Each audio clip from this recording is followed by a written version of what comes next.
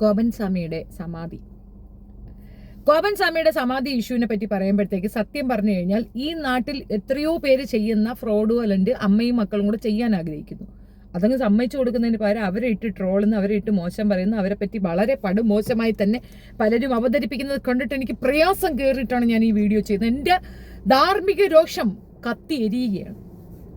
ഇവിടെ സർക്കാർ വരെ മനുഷ്യരെ പറ്റിക്കുന്നു. പിന്നെയാണ് ഇനിയിപ്പോൾ എന്താന്ന് പറയണ്ടത്, മകരജ്യോതി മറ്റേ ജ്യോതി എന്ന് പറഞ്ഞിട്ടുണ്ട്. കോടിക്കണക്കിന് രൂപയാണ് ആളുകളെ കയ്യിൽ നിന്ന് അടിച്ചു മാറ്റുന്നത്.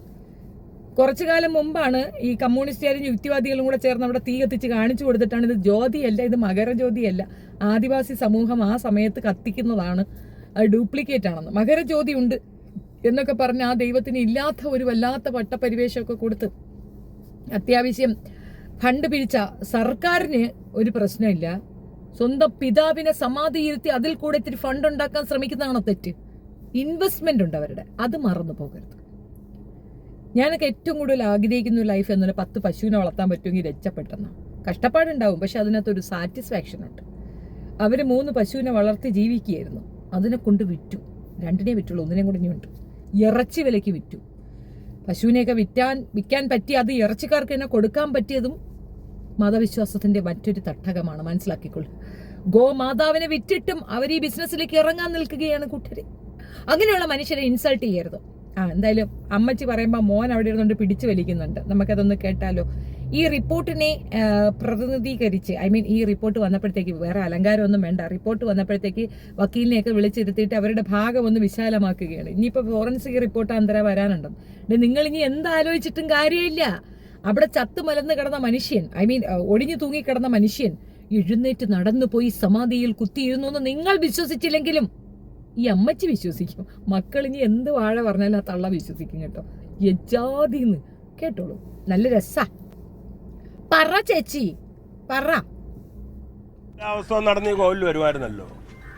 എല്ലാ ദിവസവും വൈകുന്നേരം അദ്ദേഹം നടന്ന് വടിയൊക്കെ ഊന്നിയാണെങ്കിലും ദർശനത്തിന് വരുമായിരുന്നു. വടിയൊന്നുമില്ല. നിത്യപൂജകൾക്കായിട്ട് അച്ഛൻ ക്ഷേത്രത്തിന്റെ നിത്യപൂജകൾക്ക് വേണ്ടി അച്ഛൻ പൂജകളെല്ലാം കഴിഞ്ഞതിന് ശേഷമാണ് സമാധിയിലേക്ക് എത്തുന്നത്.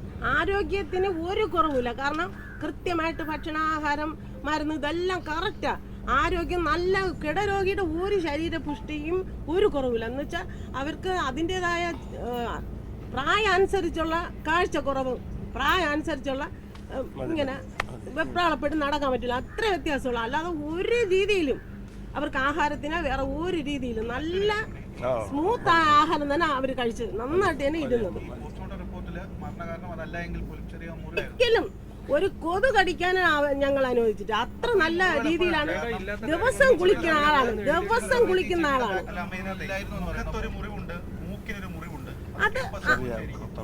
അത് ഈ പണ്ട് ഇങ്ങനെ എന്തോ ഇവിടെ തട്ടി ചെറിയ ഒരു തഴമ്പാണത്, മുറിവല്ല.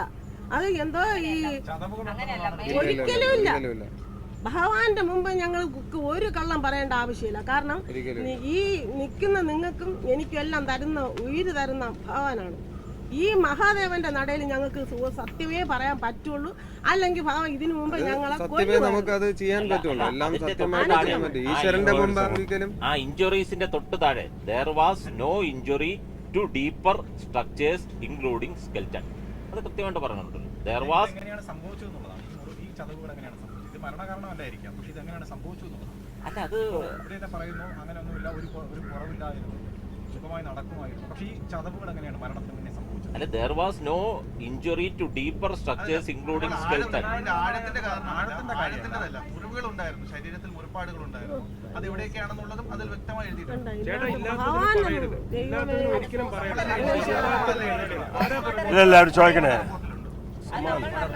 കേട്ടല്ലോ. ഇത് കൂടുതൽ വർത്താനം പറഞ്ഞിട്ട് അങ്ങോട്ട് തള്ളിക്കൊണ്ട് ചെല്ലരുത്. ഒരു കൊതുകിനെ കടിപ്പിക്കാൻ പോലും പുള്ളിക്കാരത്ത് വിട്ടുകൊടുത്തിട്ടില്ല. അമ്മാതിരി അവര് സൂക്ഷിച്ചതാണ്. അല്ല, ഇതിനകത്ത് ആദ്യം പറഞ്ഞ എന്തോ കിടപ്പ് രോഗിന്ന്, ലവന്മാരെന്തോ പറയണേ വടി കുത്തി പിടിച്ചു പോയെന്ന്. ഇവര് പറയണു വടി കുത്തിയിട്ടില്ല എന്ന്. കിടപ്പ് രോഗിയായ ഒരു മനുഷ്യനെ എങ്ങനെ ഇവർ സമാധി ഇരുത്തി എന്നുള്ളത് ചോദ്യമാണ്. അതെന്തായാലും ഈ അമ്മയുടെ മക്കളുടെ അടുത്തുനിന്ന് വരത്തില്ല. പിടിച്ച് 2 കുത്തുകുത്താങ്കി അവന്മാർ പറയും. ആ 2 ദൊണ്ണന്മാരുണ്ടല്ലോ, അമ്മ വിലക്കാണ് കൈവച്ചിട്ട്, വിലക്ക്. ദൊണ്ണന്മാർ 2 കൂടെ പിടിച്ച് 2 പൊട്ടിക്കാങ്കി കാര്യം പുറത്തേക്ക് വരും. അവരുടെ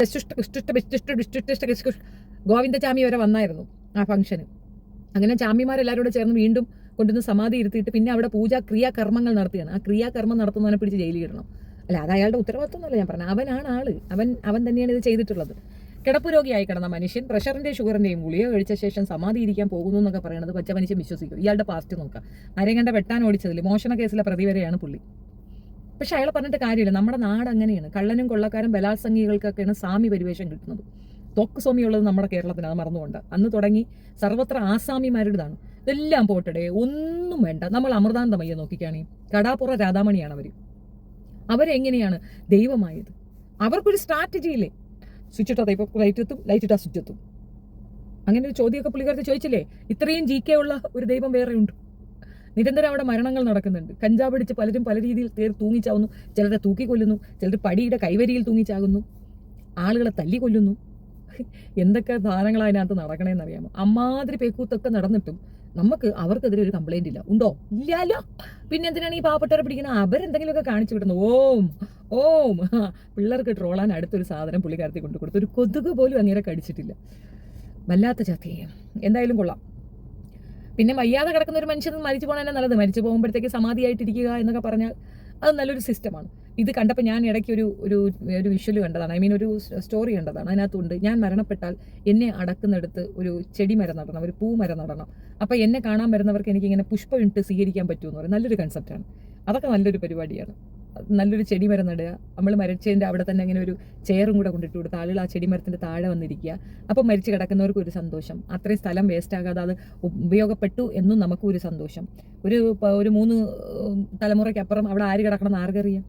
ഇങ്ങനെയുള്ള ഗ്രേവിയാർഡൊക്കെ ഒരു പ്രയോജനമില്ല കിടക്കുന്നതിലും നല്ലത് എവിടെയെങ്കിലുമൊക്കെ ഇതുപോലെയൊക്കെ എന്തെങ്കിലും പ്രയോജനപ്രദമായിട്ട് ഉണ്ടാക്കുന്നതിലും നല്ലത്. പിന്നെ സമാധി ഇരുത്തി പാലാ ബിഷപ്പിന്റെ ലിംഗം കൊണ്ട് അവിടെ വെച്ചാൽ മതി. ബിഷപ്പിന്റെ പറമ്പിൽ നിന്ന് കിട്ടിയ ലിംഗം എന്തെങ്കിലും ഒന്ന് പറച്ചില്ല, നാക്ക് തെറ്റിപ്പോയതാണ്, ക്ഷമിക്കണം, അത് വെച്ചിട്ട് ഞാൻ പറയാൻ വരരുത്. അപ്പോൾ അതുകൊണ്ട് അവിടെ വെക്കാം എന്നാണ് പ്ലാൻ. ശിവചരിതവും ശിവപുരാണമൊക്കെ നമ്മൾ പറഞ്ഞില്ലേ? ഏകദേശമൊക്കെ മനസ്സിലായില്ലേ? ഈ 100% ലിറ്ററസി ഉണ്ട് എന്ന് പറഞ്ഞുകൊണ്ട് അത് പറഞ്ഞവർക്കിട്ട് താങ്ങുന്നതിന് മുമ്പ് നമ്മളിലേക്ക് ഒന്ന് എത്തി നോക്കുന്നത് എപ്പോഴും നല്ലതായിരിക്കും. ഈ ഒരു സൈഡുണ്ടല്ലോ, നെയ്യാറ്റിൻകരയും ആ സൈഡൊക്കെ ഏറ്റവും കൂടുതൽ ഇതുപോലെ അന്ധവിശ്വാസങ്ങളുടെ ഒരു കൂടാരമാണ്. അനിവാര്യമായ നടപടി എടുത്തിട്ടില്ലെങ്കിൽ ഇനിയും കൂടുതൽ മരണങ്ങൾ നമുക്ക് പ്രതീക്ഷിക്കാം. ബലിയുണ്ടാവും, അല്ലാതെ കൊലയുണ്ടാകും, കാര്യസാധ്യത പല കോലങ്ങളും കാണിക്കും. പണ്ടത്തെ കാലം അല്ലാത്തത് കൊണ്ട് ഇതൊക്കെ നമ്മൾ പെട്ടെന്ന് അറിയുകയും ചെയ്യും. അറിയാതെ എത്രയോ മരണങ്ങൾ നടന്നിട്ടുണ്ടാവും. പണ്ട് സുൽഭതെല്ലാം ഉണ്മയിൽ ഒരു പെൺകുട്ടി സംസാരിക്കാൻ വന്നു. അവൾ അന്ന് പറഞ്ഞ അപ്പോൾ 17 കൊലയും കണ്ട തെളിവായി. കാരണം വീട്ടിൻ്റെ മുറ്റത്തും അപ്പുറവും ഇപ്പുറവും സൈഡിലും ഒക്കെ തന്തിയാൻ കുഴിച്ചിട്ടിട്ടുണ്ടെന്നാണ് മോള് പറഞ്ഞൊരു വാക്ക്. വേറെന്തോ കേസിനാണ് അവരവിടെ വന്നത്. ഏതായാലും വിവരമില്ലായ്മ കൊണ്ട് വലിയൊരു കൊലപാതകം തെളിയിക്കപ്പെട്ടു ആ ഒരു പ്രോഗ്രാം കൊണ്ട്. അതുപോലെ എപ്പോഴെങ്കിലുമൊക്കെ എല്ലാം തെളിവായി വരട്ടെ എന്നുള്ളതാണ്. അച്ഛനെ കൊന്നതാണെന്നുള്ളത് തർക്കമൊന്നുമില്ല. ഇത് കൊല തന്നെയാണ്. അതിപ്പോൾ ഏത് രീതിയിലാണെന്നുള്ളത് അവർ തന്നെ പറഞ്ഞാലേ അറിയാൻ പറ്റുള്ളൂ. ആ കൊലപാതകം പിന്നെ അയാളത് ആഗ്രഹിക്കുന്നുണ്ടായിരുന്നില്ല. അയാൾക്ക് മരിക്കണമെന്ന് തന്നെയായിരുന്നു. അതുകൊണ്ടാണല്ലോ പിന്നെ പ്രഷറും ഷുഗറിൻ്റെയും ഗുളിക കഴിച്ചത്. മരിക്കണം എന്നുള്ള ഒരു ആഗ്രഹത്തിലാണ് പുള്ളി അത് ചെയ്തിട്ടുള്ളത്. ഈ വിഷയത്തിൽ സംസാരിക്കാനൊന്നുമില്ല. കാര്യം എന്താണെന്നറിയാമോ?